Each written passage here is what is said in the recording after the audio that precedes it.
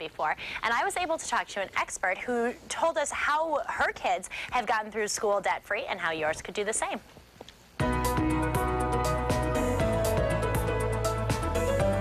We are talking with family financial expert Ellie Kay about college and graduating from college. And now, Ellie, you have 7 kids, all of whom have gone through college, are in college, or are college bound. That's right, and they are all going to graduate with no student loan debt. That is amazing, because student loan debt is something that pretty much every college kid faces these days.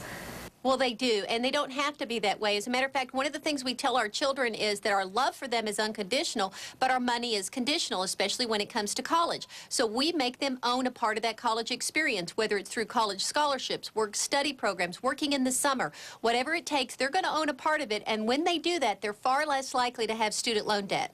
Now, I know a lot of parents are worried that if their children work throughout school, they're not going to concentrate as much on their studies. Have you found that? That could be a possibility, but also there's a motivation because they own a part of it. And if that's what it takes to be able to get through school debt-free, it may be a little bit more difficult while they're in college, but it's well worth it because they're not going to be straddled with that excessive debt when they graduate. Which is a huge load off. And something that people don't always think about, but is a huge expense, are textbooks while you're in school. How did your kids deal with that?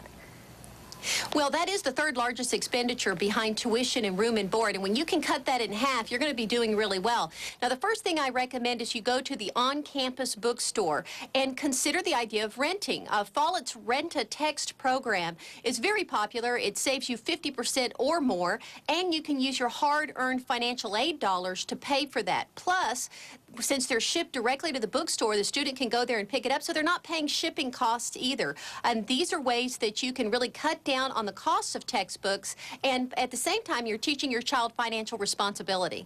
Great. Ellie, thank you so much for joining us this morning and for these great tips. Well, thank you, Allie. It was really great being with you today. Allie and Ellie, thank you very much. It is time now to send it over to